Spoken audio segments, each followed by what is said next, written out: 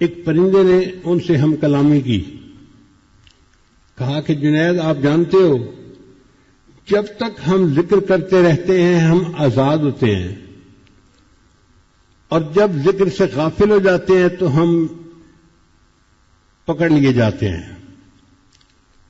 ایک مرتبہ مجھ سے غفلت ہوئی اللہ کی یاد میں، تو جس بندے سے آپ نے مجھے خریدا ہے نا اس نے مجھے پکڑ لیا اور پنجرے میں بند کر دیا، لہذا میں قید کی زندگی گزار رہا ہوں، اور اگر تم مجھے آزاد کر دے تو میں تیرے ساتھ وعدہ کرتا ہوں کہ میں اللہ کو کبھی بھی نہیں بھولوں گا۔ تو جنید بغدادی فرماتے ہیں کہ میرے دل میں رحم آیا، میں نے اس پرندے کو آزاد کر دیا۔ وہ پرندہ میرے ساتھ مانوس ہو چکا تھا، کچھ دنوں کے بعد وہ آتا، میں اسے بلاتا تو وہ میرے کندھے پہ آ جاتا، اور جب میں کھانا کھاتا تو میں دسترخوان پہ اس کے سامنے چھوٹے چھوٹے ٹکڑے روٹی کے ڈالتا تو وہ کھا لیتا، میرے ساتھ کھانا کھایا کرتا تھا، پھر چلا جاتا تھا۔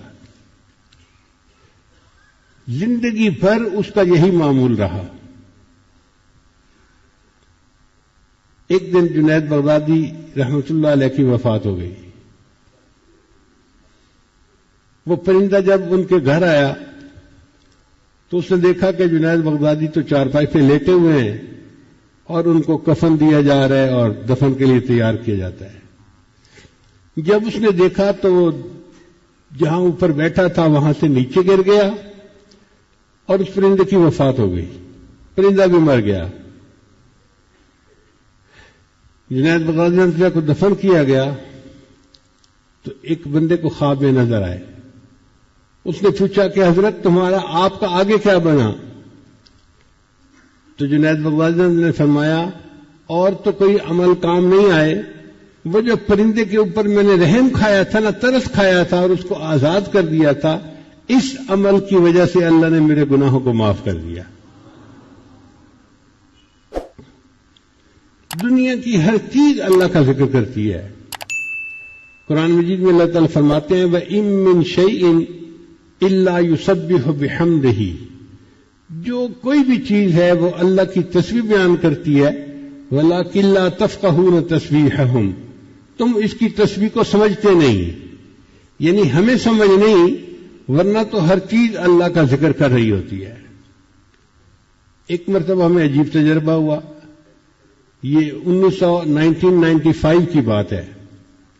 امریکہ میں ایک ریاست ہے ورجینیا، ویسٹ ورجینیا، پہاڑی علاقہ ہے اور بہت خوبصورت علاقہ ہے، آپ سمجھے کہ مری کا علاقہ ہے، اس سے بھی زیادہ خوبصورت۔ تو وہاں جانا ہوا، وہاں پر کوئی 35-40 پاکستانی ڈاکٹروں کی فیملیاں رہتی تھیں، تو مسجد کے سارے مقتدی بھی ڈاکٹر تھے اور دوست بھی ہمارے سارے ڈاکٹر تھے۔ ایک دن ایک ڈاکٹر صاحب کہنے لگے کہ حضرت آپ آئے ہوئے ہیں تو 1-2 گھنٹے فارغ کریں، ہم آپ کے ٹیسٹ لے لیتے ہیں۔ میں نے کہا ٹھیک ہے۔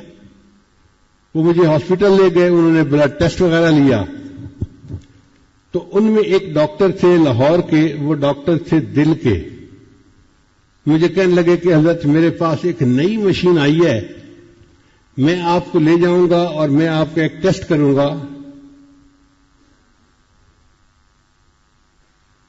میں نے پوچھا کون سا؟ کہنے لگے ایکو کارڈیوگراف۔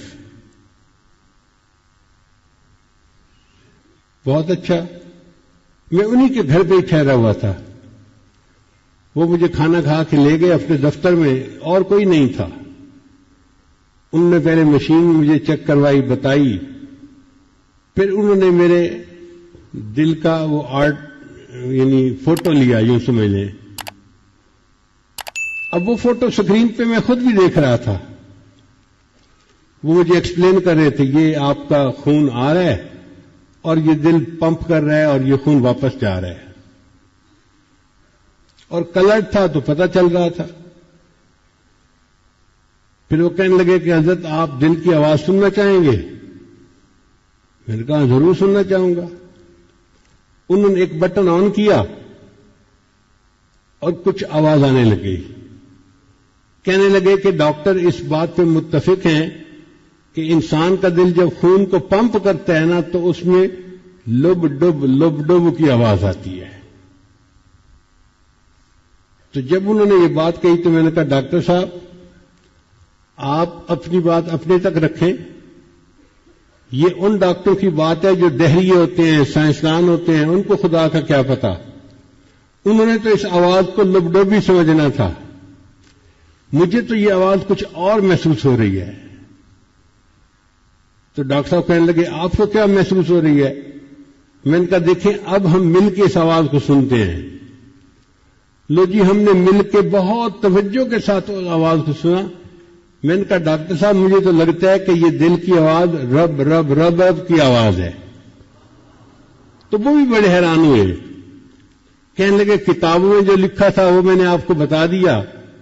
اب آپ کی وجہ سے مجھے ایک نئی بات سمجھ میں آ گئی کہ یہ دل لب ڈب نہیں کرتا, یہ رب رب کر رہا ہوتا ہے. میں نے کہا اب ایک بات اور بھی سمجھ لیں کہ اللہ فرماتے ہیں ہر چیز اللہ کا ذکر کرتی ہے.